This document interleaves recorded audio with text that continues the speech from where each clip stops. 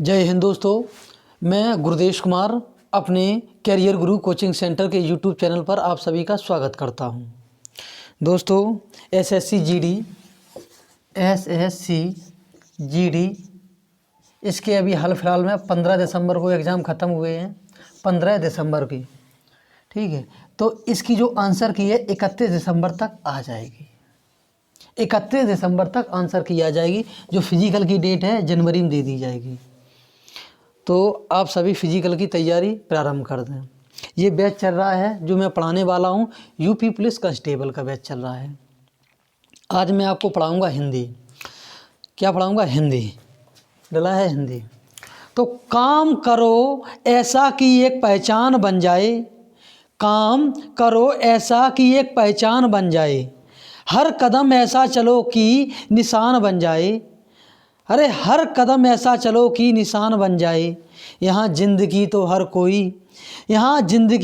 कोई काट लेता है। ज़िंदगी जियो इस कदर की मिसाल बन जाए। दोस्तों, आज हम आपको हिंदी पढ़ाने वाले हैं। हिंदी में वर्णमाला चैप्टर रहेगा। वर्णमाला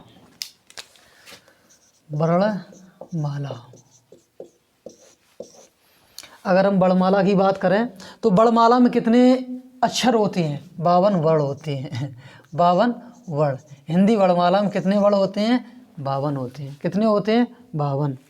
हिंदी वर्णमाला में कितने वर्ण होते हैं? तो हिंदी वर्णमाला में 52 वर्ण होते हैं। कितने होते हैं? 52 अक्षर भी बोल देते हैं, ठीक है। अब हम बात करते हैं हिंदी की। कौन हिंदी? जो हिंदी है, हिंदी फारसी भाषा का शब्द है। फारसी भाषा का शब्द है।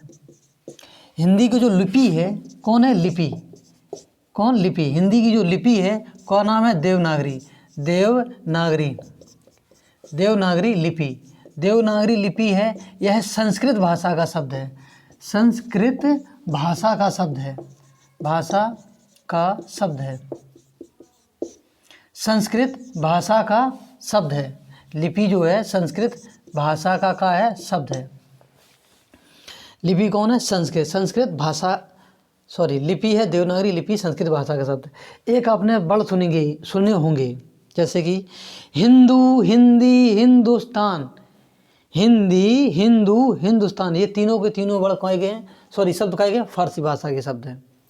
चलो, और हम बता हिंदी की उत्पत्ति कहाँ से हुई है तो समझते हैं। देखो, संस्कृत के बाद जो आई है कौन है? पाली। पाली के बाद प्राकृतिक के बाद अपभ्रंश। कौन आई है? अपभ्रंश।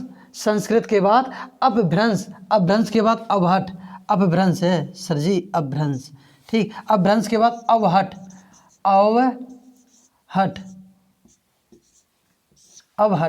अवहट के बाद जो आने वाली है पुरानी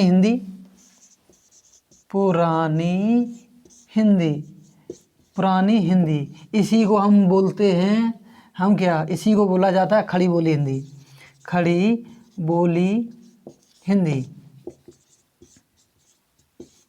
कौन? खड़ी बोली हिंदी। जो इसके बाद जो बोली जाती है, जो बोलते हैं नई हिंदी का नाम क्या है? ही इंग्लिश।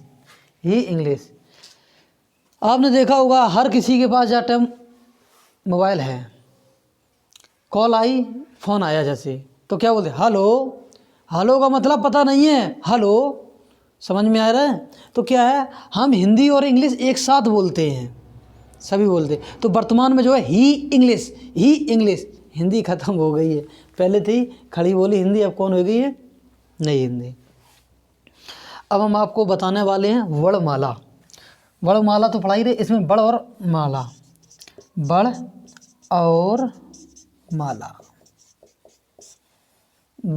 बड़माला। कौन है? वर्णमाला। बड़ और बड़माला के बारे में। अब बताओ वर्णमाला किस हिसाब से बनी होगी? वर्णमाला किस हिसाब से बनी होगी, उत्पत्ति होगी? तो देखना, कोई चीज़ पहले गुनगुनाई गई होगी या बोली गई होगी, उसके आधार पे ये हमारी वर्णमाला बनी है। जैसे आदि मानव होंगे तो उन्होंने कहा होगा हु, बोलते ना हु, तो मतलब कुछ ध्वनि निकली होगी। ध्वनि की बात हमने वही वर्ण बना ली है। जैसे बात करें वर्ण है, वर्ण जो है ना भाषा की, वर्ण जो है वर्ण भाषा की सबसे छोटी लिखित इकाई क्या है? वर्ण है। अगर हम बात करें ध्वनि की, ध्वनि क्या है? देखो भाषा की मौखिक सबसे छोटी इकाई कौन है? ध्वनि। फिर से एक बार बताते हैं हम, ध्वनि क्या है? ध्वनि के बारे में, भाषा की मौखिक सबसे छोटी इकाई ध्वनि है। ध्वनि कैसे है? बड़ माला अपने आप थोड़ी नहीं आएगी, बनानी पड़ी होगी। किस हिसाब से बनाई होगी? पहले कोई ध्वनि गूंजी होगी या बोली होगी। जैसे एग्जाम्पल के तौर पे आदि मानव हुए होंगे, उन्होंने कहा होगा हु, मतलब इस हिसाब से अपनी एक ध्वनि प्रकट हुई, ध्वनि हुई, उसके आधार पर वर्ण मरा, फिर वर्णमाला पूरी बनी है। तो देखो जो वर्ण है ना, वर्ण को अगर हम बात करें किसकी? वर्ण की, तो वर्ण में हम क्या बोलेंगे? भाषा की सबसे छोटी लिखित इकाई क्या है? वर्ण। भाषा की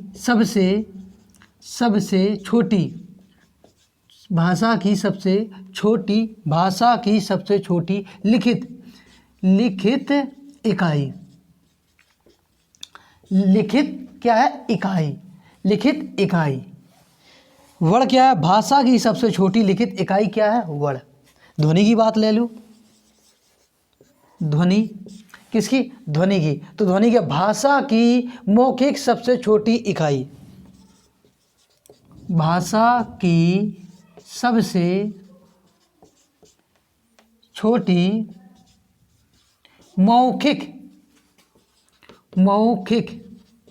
मौखिक इकाई। दोस्तों जो वर्ण जो बने हैं ना, तो सबसे पहला कोई ध्वनि गूंजी होगी या ध्वनि बनी होगी। ध्वनि जैसे चिड़ियाँ चिचियाती हैं, तो इस हिसाब से कहा है वर्ण बनी है। कहा बना है अपना? वर्णमाला। भाषा की अगर बात करें, भाषा की सबसे छोटी इकाई वर्ण। भाषा की सबसे छोटी इकाई कौन? वर्ण। अगर हम देखो वर्ण और ध्वनि दोनों में पूछें कि ध्वनि पहले आई कि वर्ण? पहले ध्वनि, बाद में वर्ण आया। तो भाषा की सबसे छोटी इकाई तो कौन है? ध्वनि। भाषा की सबसे छोटी इकाई ध्वनि। ध्वनि किस आधार पे? इसमें देखो मौखिक है तो ध्वनि, और पूछी जाए सबसे छोटी इकाई कौन है? ध्वनि। अगर पूछिए भाषा की सबसे छोटी लिखित इकाई कौन है? वर्ण है। कौन है? वर्ण। कौन है? वर्ण।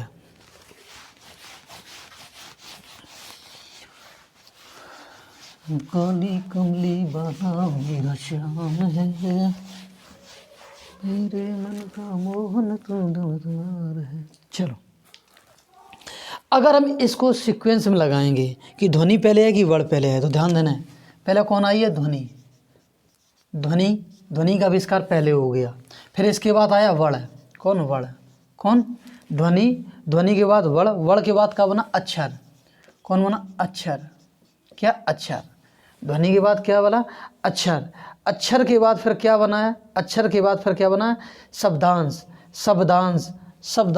कौन? शब्दांश। क्या बना है? शब्दांश को हम बोलते हैं उपसर्ग प्रत्यय उपशब्दांश आदि। शब्दांश के बाद है शब्द। कौन है? शब्द। कौन बना है? शब्द। और शब्द के बाद अगर हम बात करें तो कौन बनेगा? पद। कौन आएगा? पद।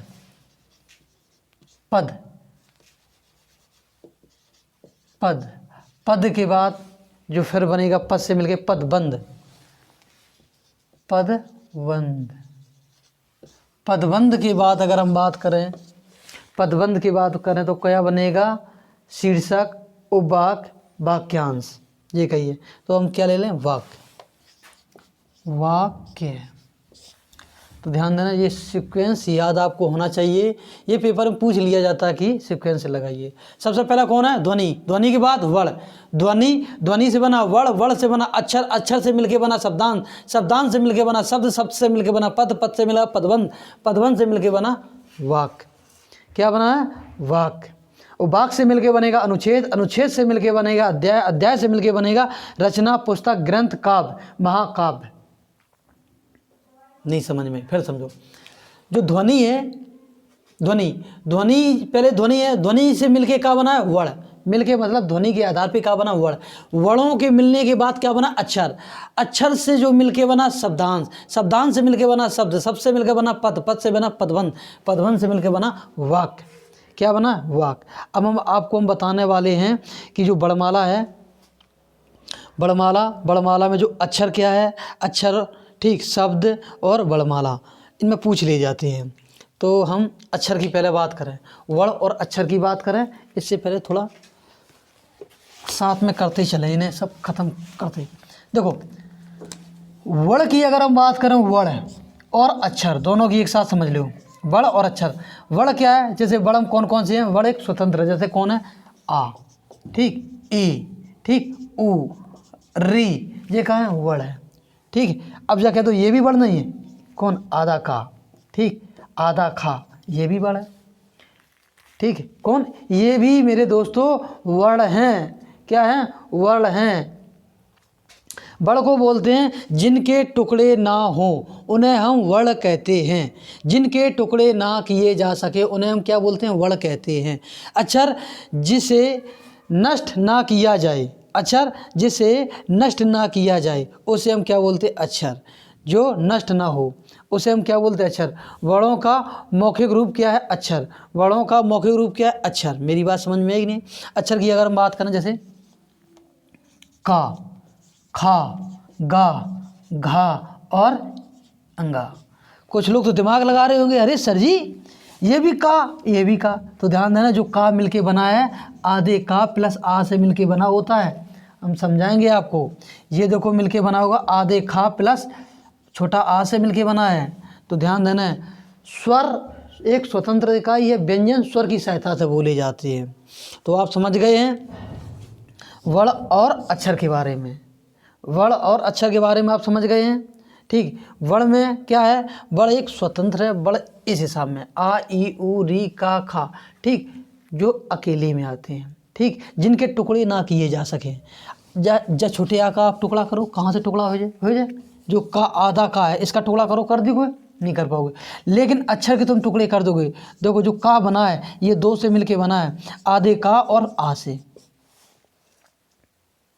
चलो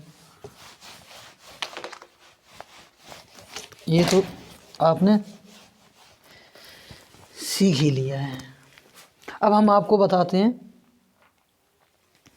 वर्णमाला, शब्द, वर्णमाला, लाइन लिख लेना, पूछ लेते हैं, और शब्द के बारे में, वर्णमाला और शब्द के बारे में पूछ लेते हैं। तो वर्णमाला में ध्यान देना, वर्णों का व्यवस्थित समूह, वर्णों का व्यवस्थित समूह हम क्या बोलते हैं वर्णमाला, ठीक है। और शब्द को बोलते हैं वर्णों का सार्थक समूह, वर्णों का सार्थक समूह शब्द, और वर्णों का व्यवस्थित समूह, ठीक है, या क्रम क्या बोला था वर्णमाला, ठीक है। वर्णों का, ठीक, वर्णों का व्यवस्थित, व्यवस्थित समूह या क्रम। मेरी बात समझ में आई कि नहीं आई है। वर्णों का व्यवस्थित समूह या क्रम क्या कहलाया वर्णमाला, वर्णमाला क्या कहलाया वर्णमाला। वर्णों का व्यवस्थित क्या, व्यवस्थित समूह या क्रम। अच्छा डंडा दे दिया तो यहाँ क्रम लिख लो या लिख लो, कुछ लोग अभी इसका मतलब नहीं जानते, बाद में बताएंगे। वर्णों का व्यवस्थित समूह या क्रम क्या कहलाता है वर्णमाला। शब्द क्या कहलाता है वर्णों का सार्थक समूह, ठीक, वर्णों का सार्थक समूह का कहलाता शब्द। मेरी बात समझ में आई है, ठीक है। जैसे हम बताएं व्यवस्थित समूह, जो वर्णमाला स्टार्ट होती छोटा आ, छोटे के बाद ई, फिर ऊ, ठीक है, इस हिसाब में होती है नहीं होती है। छोटा आ के बाद आता है बड़ा आ, फिर छोटी ई, इस हिसाब में आती है। फिर आएगा री, री के बाद ए और डॉट डॉट डॉट डॉट यहाँ तक जाती है। इसी को हम बोलते हैं व्यवस्थित समूह, इसी को हम बोलते हैं व्यवस्थित समूह, इसी को क्या बोलते हैं वर्णमाला।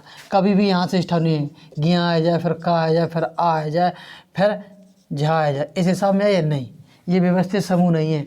व्यवस्थित समूह को हम क्या बोलते हैं? वर्णमाला। सार्थक समूह किस हिसाब में? जैसे कमल, ये एक सार्थक समूह है, ये एक सार्थक समूह है, इसे पढ़ सकते हैं कमल। ठीक है, ठीक है, ठीक है, जो का एक सार्थक समूह है। जैसे बोल सकते हैं जैसे राम, श्याम, ये का है सार्थक समूह जिसका कोई अर्थ हो। समझ गए आप? अब मेरी बात एक बार फिर समझेंगे। वर्णमाला को बोलते हैं वर्णों का व्यवस्थित समूह या क्रम। क्या बोलते हैं? वर्णमाला। शब्द को क्या बोलते हैं? वर्णों का सार्थक समूह। वर्णों का सार्थक समूह क्या कहलाता है? शब्द कहलाता है। क्या कहलाता है? शब्द। अच्छा, बच्चों को भी दिक्कत हो रही है, चलो हम एक बार फिर से बताते थे। वर्ण अक्षर में फिर दिक्कत हो रही है, चलो हम बता देते हैं। आप पूछते रहिए, हम बताते हैं, ध्यान दो। वर्ण और अक्षर में देखो, ये लिखा है वर्ण और ये हमने लिख दिया अक्षर, लिख दिया वर्ण और अक्षर लिख दिया। वर्ण कौन है? आ। और अक्षर की बात करें, आधे का प्लस आ से मिलके बना हुआ कौन? का। जू का कौन है? अक्षर है। कौन है? अक्षर। ये कौन है? वर्ण। तो अक्षर की बात में अगर लिखने हैं, अक्षर के बारे में अगर कुछ लिखने हैं तो लिख सकते हो। अक्षर जो है वर्णों के सहयोग से बने होते हैं। अक्षर कौन? वर्णों के सहयोग से बने होते हैं। अक्षर कौन? वर्णों के योग से या वर्णों से मिलकर बने होते हैं। योगी तो है। अरे भैया लो, हम लिख दें अक्षर जो है, अक्षर वर्णों के योग से बने होते हैं। खुश? अच्छा है रहे हो? अरे लो भैया बन गो। नए ऐसी गलती पकड़ लेते हैं। अक्षर जो होते हैं, अक्षर कौन? अक्षर वर्णों से मिलकर बने होते हैं। अक्षर वर्णों के योग से या मिलकर बने होते हैं। अक्षर वर्णों के योग या मिलकर बने होते हैं, ध्यान देना है। चलो अब हम समझाने वाले हैं वर्णमाला। वर्ण की पूछे, वर्ण कितने प्रकार के होते हैं? कोई भी बता दे, वर्ण कितने प्रकार के होते हैं? हमने पूछा है वर्ण कितने प्रकार के होते हैं। ठीक है, वर्ण के भेद या वर्ण कितने प्रकार के होते हैं? बताइए बताइए बताइए। अरे गलत बात है। नहीं नहीं नहीं नहीं नहीं नहीं नहीं नहीं, बताइए बताइए बताइए बताइए, ऐसे काम नहीं चलेगा, पढ़ाया है हमने।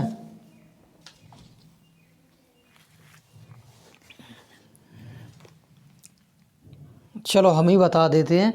वर्ण के भेद डरो। वर्ण के भेद 2 और 3। कितने? 2 और 3। लेकिन हम पढ़ाएंगे तुम्हें 3, फिर 2 भी बता देंगे। कितने? 3। कौन कौन से होते हैं? स्वर, ठीक, अयोगवाह। अयोगवाह कौन है? स्वर है। और अयोगवाह, अयोगवाह है, अयोगवाह है। और कौन? व्यंजन, व्यंजन। स्वर कितने होते हैं? 11। अयोगवाह कितने होते हैं? 2। और व्यंजन टोटल कितने होते हैं? होते तो 41 तक हैं। कितने होते हैं? 41। लेकिन हम 41 कब होते हैं? 2 जामे जुड़ जाते हैं। टोटल कितने होते हैं? 39। कितने होते हैं? 39। टोटल कितने हो गए? 52। 11 स्वर, 2 अयोगवाह तो और 39 कितने हैं? व्यंजन। ये इसमें जुड़ जाएंगे तो कितने हो जाएंगे? 41। 41 हो 11 कितने हुए? 42। चलो अब इसमें अगर हम बात करते हैं व्यंजन की, व्यंजन कितने प्रकार के होते हैं? व्यंजन कितने प्रकार के होते हैं? तो कितने प्रकार के? 3। व्यंजन कितने प्रकार के होते हैं? 3। कौन कौन से प्रकार के होते हैं? देखो, एक स्पर्शी व्यंजन, स्पर्श व्यंजन, स्पर्शी व्यंजन, वर्गीय व्यंजन, इसी का नाम है। ये 25 और 27 की बात में होती है। अगर हम बात करें स्पर्श व्यंजन की बात, स्पर्श व्यंजन की बात अगर हम बात करें, आवाज़ आ रही है खटखट की क्या? चलो पढ़ाते हैं, देखी जाएगी। हम बात करेंगे तो कौन आएगा? ऊष्म की अयोगवाह, ऊष्म व्यंजन, ऊष्म व्यंजन, संघर्षी व्यंजन, ये कितने होते हैं? 4। और बात करें सॉरी कौन बोलते हैं यार, अला हुआ यड़ व्यंजन और अंतस्थ व्यंजन, अंतस्थ व्यंजन। अंतस्थ व्यंजन कितने होते? 4। अगर इनकी हम बात करें, ये 27 है, 27 बताएंगे कब होंगे। टोटल ये कितने होते हैं? 33। अगर हम मूल व्यंजनों की संख्या की बात करें कितने होते हैं? 33। मूल व्यंजन कितने होते हैं? 33। मूल व्यंजन कितने होते हैं? 33। स्वर की बात करें कितने हैं? 11। अगर स्वर के प्रकार की बात करें, प्रकार स्वर कितने प्रकार के होते हैं? स्वर दोस्तों 3 प्रकार के। मुक्ता स्वर कितने प्रकार के होते हैं? मुख्यता की अगर बात करें, मुक्ता स्वर कितने प्रकार के होते हैं? मुक्ता अगर स्वर की अगर बात करें 2 प्रकार के। कितने? 2 प्रकार के। चलो तीनों पहले समझो, तीनों कौन कौन से होते हैं। अगर हम स्वर की अगर हम बात कर रहे हैं, स्वर की अगर हम बात करें, 2 मिनट रुक जाओ दोस्तों, खटखट की आवाज़ आ रही। चलो, स्वर जो है, स्वर क्या है? स्वर कितने? 3 प्रकार के। कौन कौन से? मूल स्वर, दीर्घ स्वर और प्लुत स्वर। मूल स्वर, दीर्घ स्वर, प्लुत स्वर, ये क्या है? प्रकार की। स्वर कितने? 3 प्रकार के। स्वर को क्या बोलते हैं? स्वर जो होता है, स्वर एक स्वतंत्र इकाई है। व्यंजन स्वर की सहायता से बोले जाते हैं। अयोगवाय स्वर और व्यंजन की क्या है? अयोगवा की अगर हम बात करें, अयोगवा जो है, ठीक है, स्वर और व्यंजन के का बीच की कड़ी है। अयोगवा को हम बोलते हैं, स्वर और व्यंजन की बीच की कड़ी को अयोगवा कहते हैं। अयोगवा कहते हैं। 2 मिनट रुको दोस्तों, आवाज़ आ रही खटखट की।